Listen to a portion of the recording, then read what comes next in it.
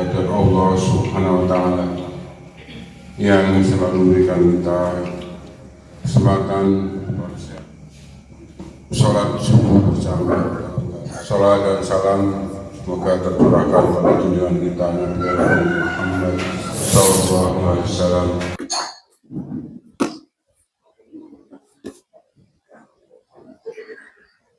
Bismillahirrahmanirrahim. Assalamualaikum warahmatullahi wabarakatuh.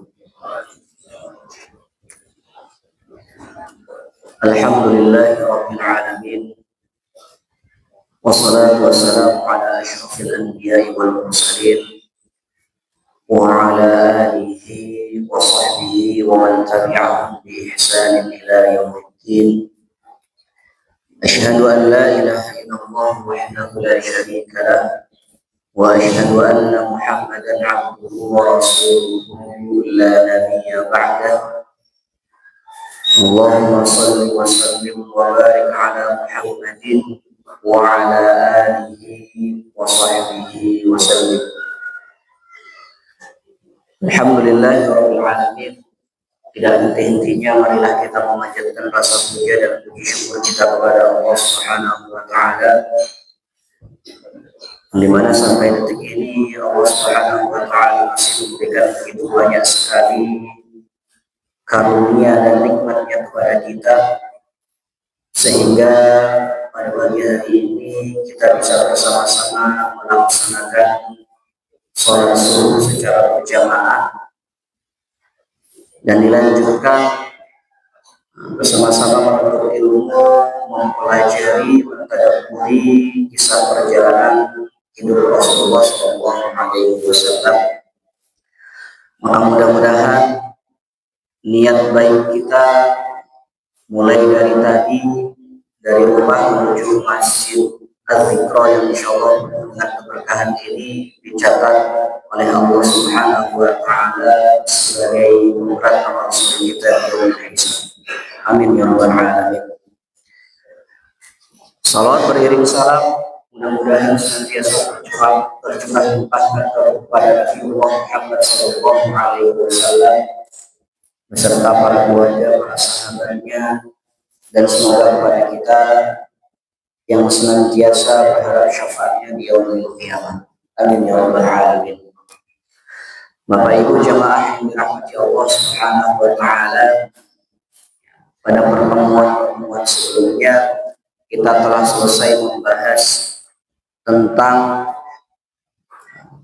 informasi yang diberikan atau yang termaktub di dalam kitab-kitab terdahulu sebelum Al-Quran, khususnya pada kitab Taurat,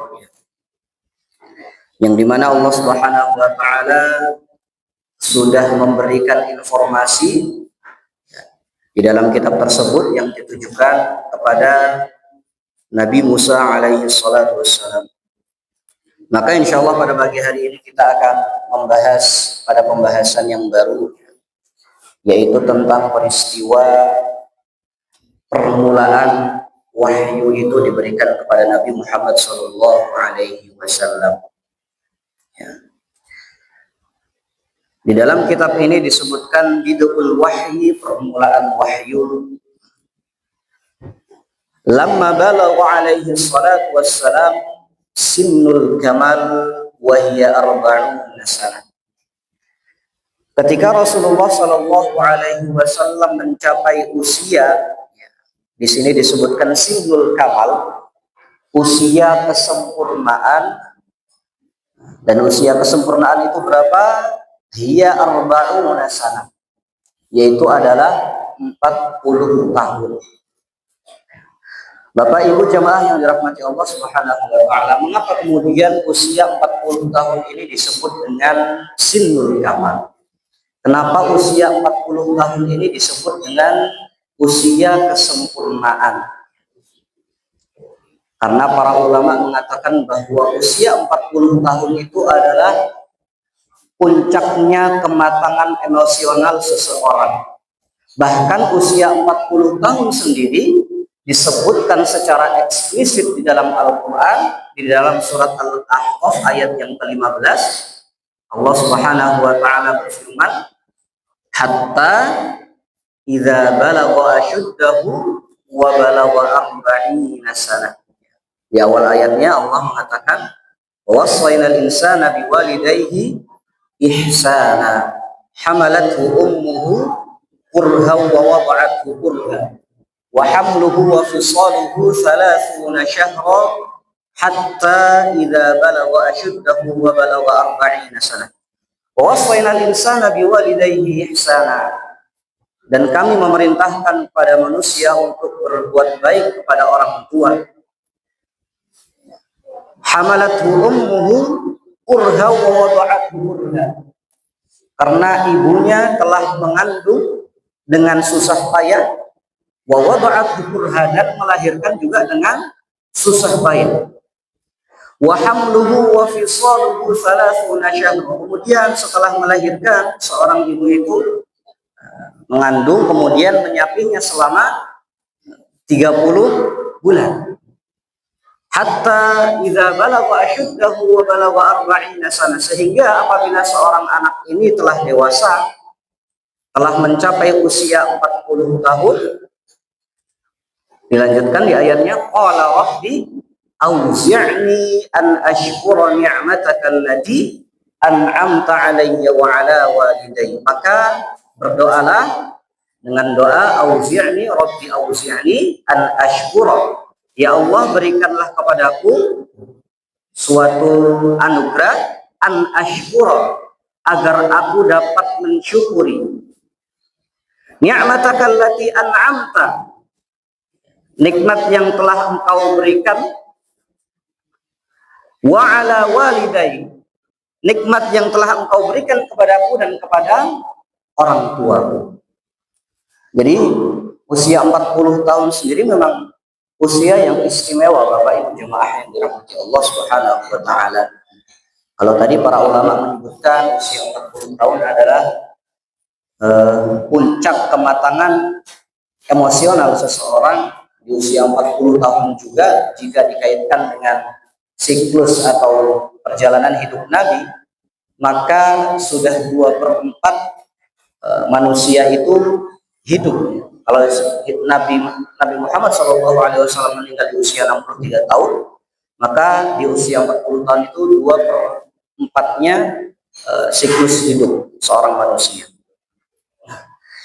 Nah, kemudian di sini disebutkan arsalahu Allahu lil alamin basyiran wa nadhira. Pada usia 40 tahun itu Rasulullah Shallallahu alaihi wasallam diberikan risalah oleh Allah Subhanahu wa taala lil alamin, untuk seluruh alam, untuk seluruh manusia, basyiran, sebagai berita gembira, sebagai pembawa berita gembira, wa nadhira, dan juga sebagai pemberi peringatan. Jadi risalah, wahyu yang diturunkan Allah kepada Rasulullah itu disebutkan sebagai, di satu sisi sebagai berita gembira, di sisi yang lain juga sebagai peringatan. Gunanya untuk apa? Liyukhrijahum man zulumatil juhalati ila nuril ilmi, yaitu adalah untuk mengeluarkan orang-orang yang berada dalam kesesatan, orang-orang yang berada dalam kegelapan, yang berada dalam kebodohan, ila nuril ilmi, menuju cahaya ilmu. Karena orang-orang pada masa itu yang hidup di zaman Rasulullah SAW hidup disebut dengan masyarakat jahiliyah. Diambil dari kata juhala, yaitu orang-orang yang bodoh, karena pada saat itu kemaksiatan sudah merajalela. Bahkan kalau kita mendalami ayat-ayat tentang tentang pernikahan, misalkan ya, yang ada di surat An-Nisa, kalau seorang laki-laki itu maksimal menikah itu dengan 4 orang wanita, maka kalau dilihat dari pendekatan historisnya, pada saat itu masyarakat jahiliyah itu menikah, seorang laki-laki itu menikah dengan lebih dari 4 orang wanita pada aslinya. bisa jadi 10, bisa jadi 20 dan seterusnya. Tetapi kemudian ketika syariat itu turun, dibatasi hanya 4 orang saja, 4 wanita saja yang boleh dinikahi. Maka kita bisa membayangkan pada saat itu bagaimana pada saat itu bagaimana rusaknya masyarakat, baik karakternya maupun secara sosial. Kemudian di sini disebutkan wa kana dzalika fi awwali Februari sanata 610 minal miladi. Dan wahyu itu turun bertepatan dengan di awal bulan Februari tahun 610 Masehi. Nah, ini sebagaimana yang dijelaskan oleh kama awdahahu al-marhum Muhammad Basha al-Falaki, sebagaimana yang telah dijelaskan oleh Mahmud Basha al-Falaki. Jadi Mahmud Basha ini adalah seorang pakar ilmu falak. Nah, beliau ini setelah meneliti, kok ternyata wahyu itu turun bertepatan dengan awal bulan Februari tahun 610. Nah, tetapi pada paragraf selanjutnya disebutkan tabayyana ba'da diqqatil bahsi anna dzalika kana fi 17 Ramadan sanata 13 qabla al-hijr. Tetapi setelah kemudian Mahmud Basha ini melakukan peninjauan ulang, melakukan penelitian ulang, ternyata wahyu itu diturunkan kepada Nabi Muhammad pada tanggal 17 Ramadan tahun 13 sebelum hijrah. Dan waktu itu tanggal 17 Ramadan tahun 13 sebelum hijrah itu bertepatan dengan bulan Juli di tahun 610. Jadi pada penelitian yang pertama itu disebutkan bahwa wahyu itu turun pada awal Februari bulan 610. Tetapi ternyata setelah diteliti kembali oleh Mahmud Basha, yang lebih tepat wahyu itu turun pada bertepatan dengan bulan Juli tahun 610 Masehi atau bertepatan dengan 17 Ramadan sebelum hijrah. Selanjutnya wa awwalu ma budi'a bihil wahyu ar-ru'ya as-sadiqah fa kana la yara ru'ya illa al-umuri illa ja'at mithlu falaqis subh. Pada awal pertama kali wahyu itu turun, yang terjadi kepada Nabi Muhammad SAW adalah berupa atau seperti mimpi yang nyata. Dalam bentuk apa? Dalam bentuk mislu falaqis subhi, seolah-olah wahyu itu turun seperti cahaya yang datang di waktu subuh. Jadi pertama kali wahyu itu turun seperti cahaya yang datang di waktu subuh. Kata Nabi Muhammad SAW. Wa dzalika lima jarrat bihi 'adatullah fi khalqihi min at-tadrij fil umuri kulliha hatta tasila ila darajatil kamal. Lalu kenapa kemudian wahyu ini turun seperti cahaya yang datang di waktu subuh? Karena yang demikian itu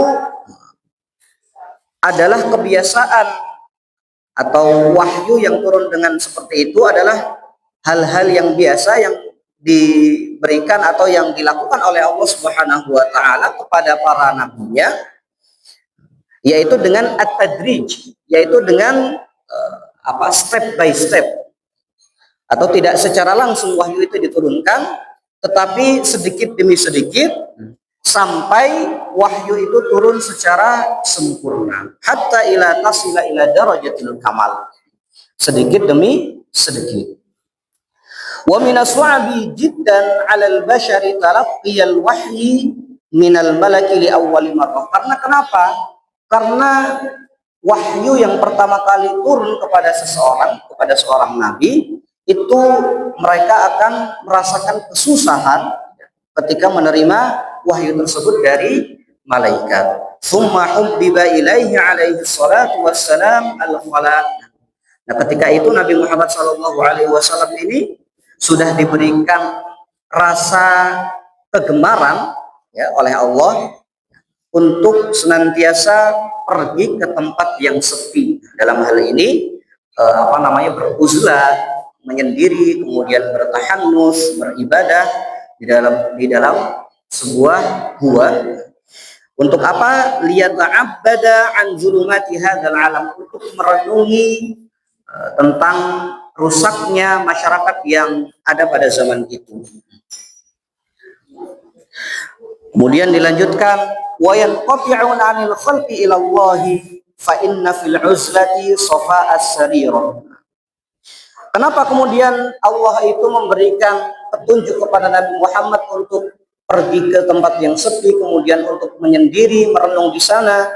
Karena dengan uzlah itu, dengan mengasingkan diri itu, dapat memberikan kejernihan pikiran. Wa kana yakhlu bi ghari Hira. Dan Rasulullah itu beruzlah, menyendiri, mengasingkan diri di suatu gua yang disebut dengan gua Hira. Ya, gua Hira. Kemudian fayata'abbadu fihi layali zawatil adad. Rasulullah itu berdiam diri di dalam gua Hira, beruzlah, bertahanus, itu biasanya dalam waktu yang lama. Fataratan ashran, kadang-kadang sampai 10 hari. Wataratan aktsara ila syahrin, kadang-kadang sampai 1 bulan. Jadi Rasulullah itu sebelum wahyu itu turun sudah sering pergi ke Gua Hira untuk melakukan tahanus, untuk melakukan uzlah, itu dalam waktu yang lama. Wa kanat ibadatuhu ala dini abihi Ibrahim alaihi salatu wassalam wa ya'khudhu lidzalika zadahu. Dan apa yang dilakukan oleh Nabi Muhammad di dalam gua tersebut, Nabi Muhammad melakukan ibadah sebagaimana ibadah yang dilakukan oleh Nabi Ibrahim alaihi salatu wassalam. Ya. Kemudian fa idza faragha raja'a ila Khadijah fatazawwadu limisliha. Lalu kemudian ketika, jadi Nabi Muhammad itu pergi ke gua tentu dengan membawa bekal, ya Bapak Ibu jemaah yang dirahmati Allah, karena Nabi Muhammad juga manusia biasa. Dan ketika bekal itu habis, maka kemudian Rasulullah akan pergi atau kembali ke istrinya Khadijah, ke rumah untuk menambah bekal yang akan dibawa untuk kembali ke Gua Hira. Hatta ja'ahul haqqu wa huwa fi ghari Hira, sampai suatu ketika wahyu ini turun di dalam Gua Hira tersebut, yaitu ketika fabainama huwa qa'imun fi ba'dil ayyam 'alal jabal idh dhahara lahu syamsu. Jadi suatu ketika di Gua Hira, ketika Rasulullah itu berdiri, datang seseorang, ya, syakhsun, seseorang, dan orang itu mengatakan wa qala abshir ya Muhammad. Orang ini yang dimaksud adalah malaikat Jibril. Malaikat Jibril ini mengatakan, wahai Muhammad, berikanlah kabar gembira. Ana Jibril, aku adalah Jibril. Wa anta Rasulullah ila hadhil ummah, dan engkau adalah utusan Allah untuk umat ini. Jadi malaikat Jibril mengatakan hal yang demikian.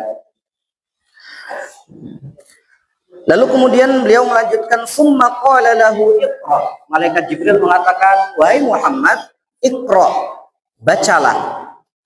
Lalu kemudian Nabi Muhammad menjawab, qala ma ana biqari, aku bukanlah seseorang yang bisa membaca. Fa innahu alaihi salatu wassalam ummiyun lam yata'allam al-qira'ata qablan.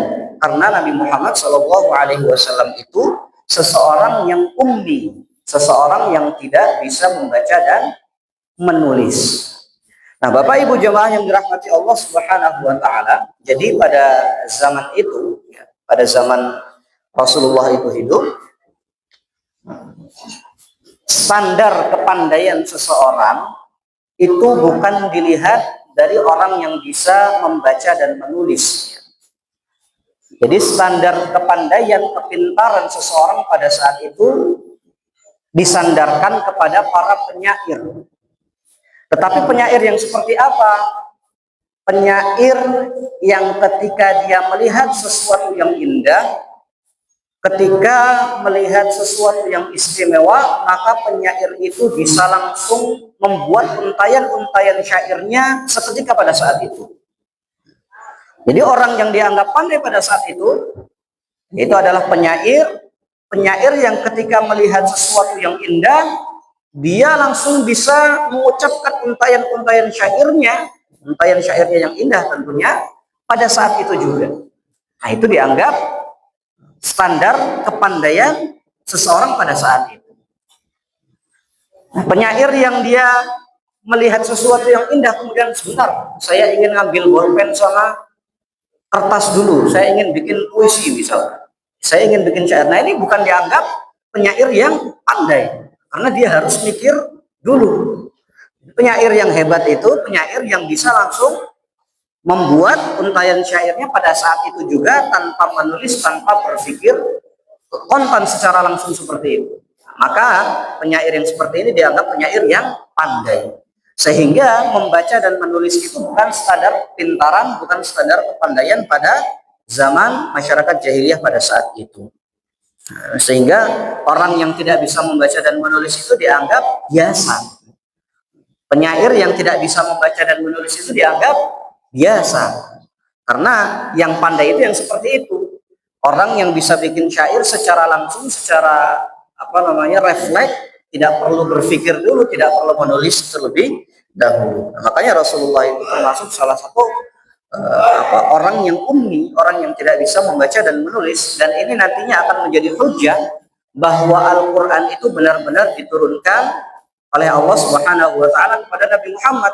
Karena kalau Nabi Muhammad itu bisa menulis, bisa membaca, bisa jadi orang-orang pada zaman jahiliyah, orang-orang kafir Quraisy itu tidak percaya bahwa Al-Quran yang dibawa oleh Nabi itu dari Allah Subhanahu wa Ta'ala. Bisa jadi dari kitab-kitab terdahulu, bisa jadi dari orang lain dan lain sebagainya.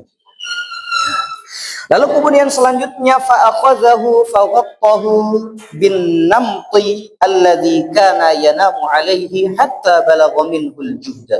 Ya. Nah, kemudian setelah malaikat Jibril ini minta kepada Muhammad untuk bacalah, lalu kemudian Nabi Muhammad mengatakan, ma'ana biqari, aku ini tidak bisa membaca dan menulis. Lalu kemudian malaikat Jibril mengambil selimut yang dipakai untuk Nabi Muhammad untuk tidur, lalu kemudian mendekap Nabi Muhammad dengan selimut tersebut.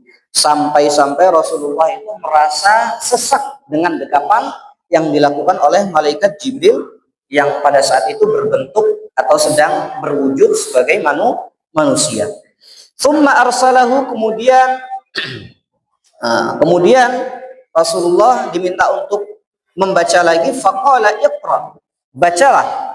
Qala, kemudian Nabi Muhammad menjawab, ma ana biqari, aku ini tidak bisa membaca dan menulis.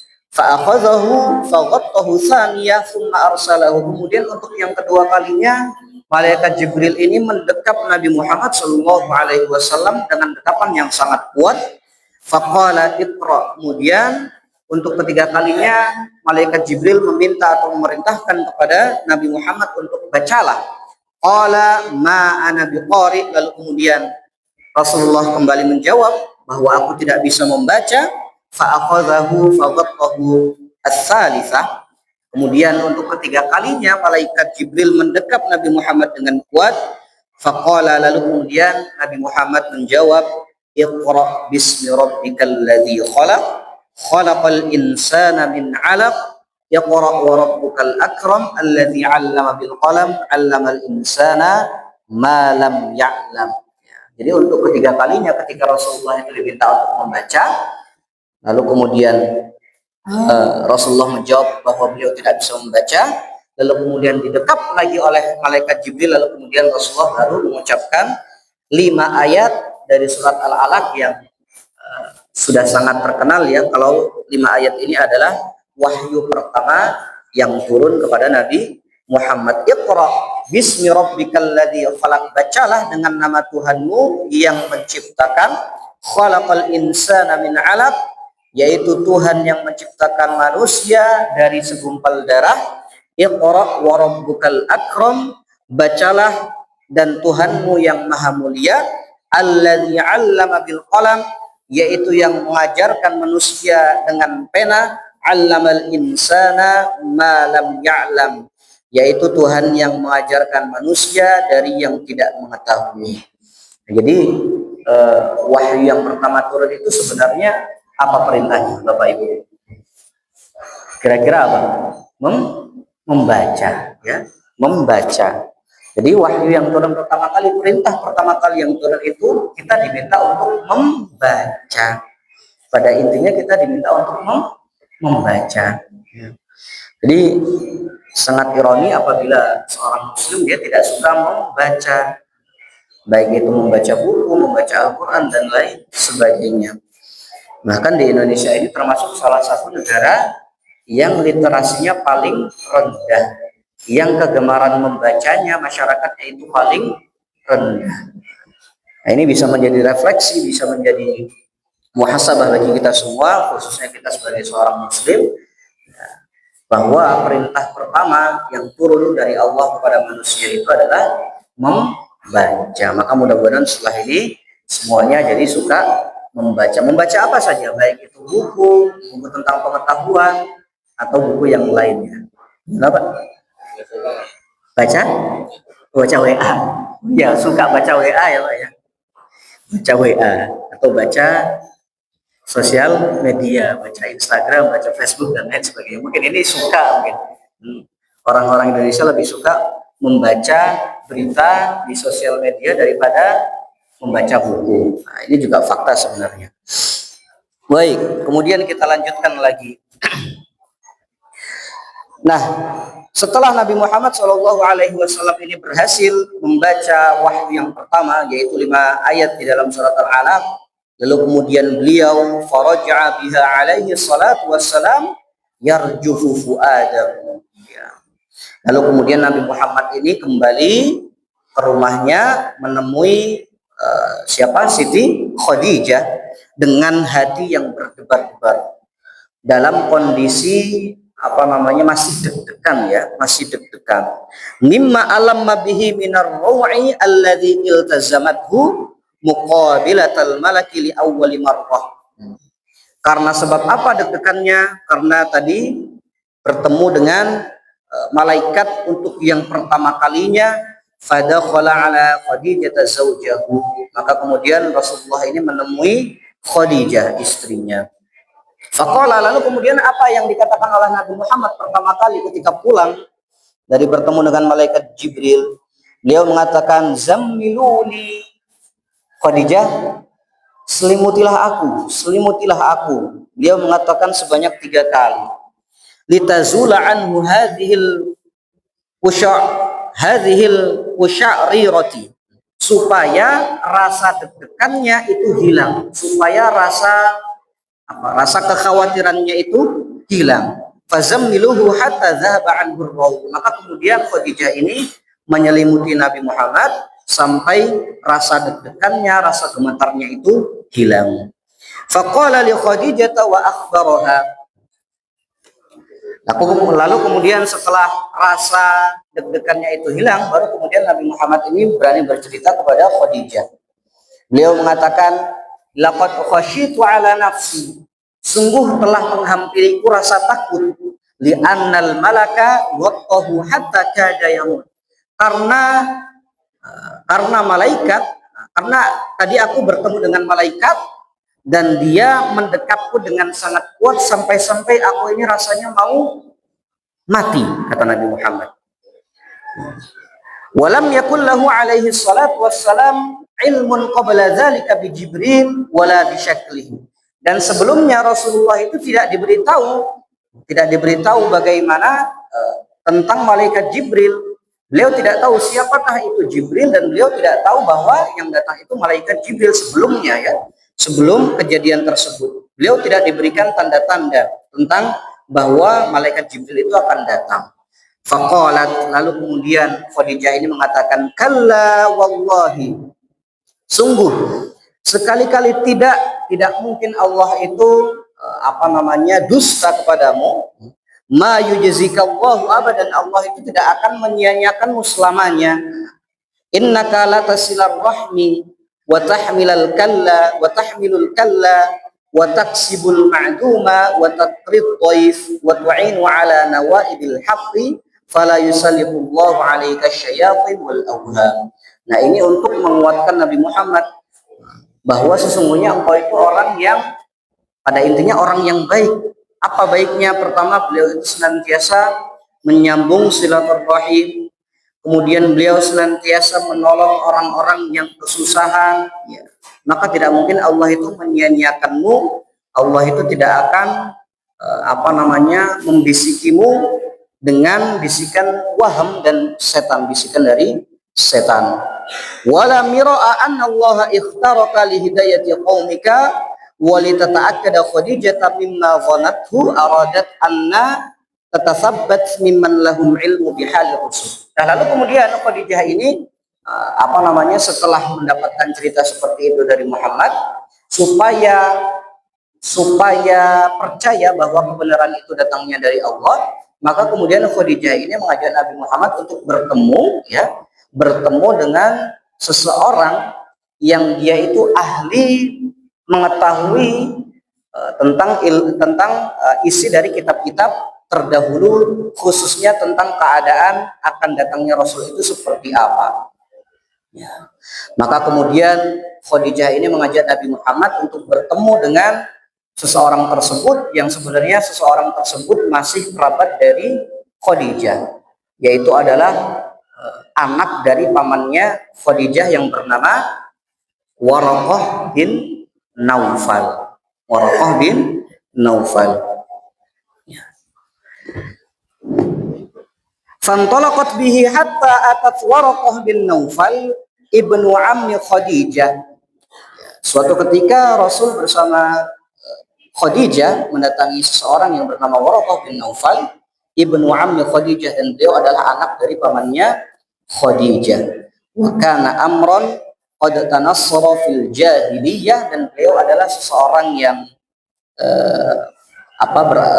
kepercayaannya adalah Nasrani pada zaman tersebut. Wa kana yaktubul kitab al-Ibrani fayaktubu minal Injil bil Ibraniyah masyaallah. Nah, dan beliau itu menulis sebuah kitab yang berbahasa Ibrani, dan beliau juga menulis atau menyalin kitab Injil ke dalam bahasa Ibrani. Intinya beliau Waraqah bin Naufal itu adalah seseorang yang paham tentang kitab-kitab terdahulu. Wa kana syaikhan kabiran pada ammi, dan beliau adalah seseorang yang sudah tua. Jadi ketika Khadijah itu bertemu dengan Waraqah, beliau itu usianya sudah tua. Faqalat lahu Khadijah, lalu kemudian Khadijah ini berkata kepada Waraqah bin Naufal, ya ibnu ammi, wahai anak pamanku, isma' min ibni akhik, tolong dengarkan ucapan yang akan diucapkan oleh anak pamanmu. Faqala, lalu kemudian ia mengatakan, ya ibna akhi, madza tara? Waraqah ini tanya ke Muhammad, wahai Muhammad, wahai anakku, wahai ibnu aku, wahai anaknya saudaraku, apa yang kamu lihat? Fa'akhbarahu alaihi salatu wassalam khabar ma ra'a. Lalu kemudian Rasulullah menjelaskan kronologi peristiwa yang telah menimpanya, yang telah terjadi kepadanya. Mulai dari tadi beliau bertemu dengan malaikat Jibril, kemudian diminta untuk membaca, dan seterusnya dijelaskan kepada Waraqah bin Naufal. Faqala lahu Waraqah, lalu kemudian ia mengatakan, Waraqah mengatakan kepada Nabi Muhammad, hadzal namus alladzi nazzalallahu ala Musa. Ini adalah sebagaimana kisah yang diceritakan oleh Allah Subhanahu wa taala kepada Nabi Musa, li'annahu ya'rifu anna Rasulullah ila anbiya'ihi huwa Jibril, thumma qala ya laitani fiha jaz'an syaban jaldan id yukhrijuka qaumuka min baladika. Ya, lalu kemudian Waraqah bin Naufal ini mengatakan bahwa yang telah diceritakan oleh Nabi Muhammad itu sebagaimana yang telah dikisahkan kepada Nabi Musa, karena beliau Waraqah itu mengetahui bagaimana apa ciri-ciri ketika Rasulullah, ketika utusan Allah itu ditunjuk oleh Allah kepada para nabinya oleh malaikat Jibril. Baik. Ya. Jadi pada intinya dalam Bidaul Wahyi ini, pada kisah tentang awal permulaan wahyu ini turun kepada Nabi Muhammad SAW, pelajaran hikmah yang bisa kita dapatkan yang pertama adalah Rasulullah itu mendapatkan wahyu di usia 40 tahun, dan 40 tahun ini merupakan usia yang cemerlang, ya, usia di mana seseorang itu berada pada tingkat kematangan akalnya, kematangan berpikirnya, dan juga dikatakan bahwa di usia 40 tahun itu, kata para ulama, seseorang itu akan sulit untuk merubah kebiasaan yang sudah dilakukan 40 tahun sebelumnya. Dan ini jika kita lihat dari perjalanan hidup Nabi, atau jika kita ingin menyamakan siklus hidup Nabi, 40 tahun bisa kita katakan juga sebagai puncak karirnya Nabi Muhammad Shallallahu Alaihi Wasallam. Sehingga ya kita ya, saya tidak tahu apakah bapak-bapak di sini sudah di atas 40 tahun, bapak dan ibu sudah di atas 40 tahun atau belum. Ya, yang khususnya yang masih di bawah 40 tahun, bisa kita artikan bahwa di 40 tahun nanti kita berada di puncak karir kita. Kemudian Nabi Muhammad juga sebelum 40 tahun beliau menikah di usia 25 tahun. Itu juga ada hikmahnya, bahwa di usia 25 tahun itu Rasulullah sudah berada di kematangan emosionalnya. Kalau kita di usia 25 tahun sekarang, kalau kita kita tidak merenungi bahwa di usia 25 tahun itu mungkin sekarang orang-orang sudah selesai kuliah ya Pak ya. 25 tahun itu sudah selesai kuliah, kemudian bekerja. Nah, fakta yang saya lihat bahwa teman-teman yang di usia 25 tahun itu kemudian bekerja, dia merasa sudah bisa mendapatkan uang. Dan kalau tidak dikontrol, uangnya itu bisa kemana-mana. Ada yang kemudian dia melakukan sesuatu yang dilarang oleh agama dan lain sebagainya. Maka bisa dijadikan pelajaran bahwa 25 tahun itu ketika Nabi Muhammad SAW menikah, maka beliau berada di kematangan emosionalnya dan juga mendewasakan pikirannya. Nah, mudah-mudahan yang sedikit ini bisa menjadi pengetahuan dan bisa menjadi contoh bagi kita semua, khususnya kita sebagai umatnya Nabi Muhammad SAW yang senantiasa mengikuti kisah hidup beliau. Mudah-mudahan yang sedikit ini bermanfaat. Ya. Demikian yang dapat saya sampaikan. Kurang dan lebihnya mohon maaf. Mari kita akhiri kajian pada pagi hari dengan membaca hamdalah dan doa kafaratul majlis. Alhamdulillahirabbil alamin. Subhanakallahumma wa bihamdika asyhadu an la ilaha illa anta astaghfiruka wa atubu ilaik. Assalamualaikum warahmatullahi wabarakatuh.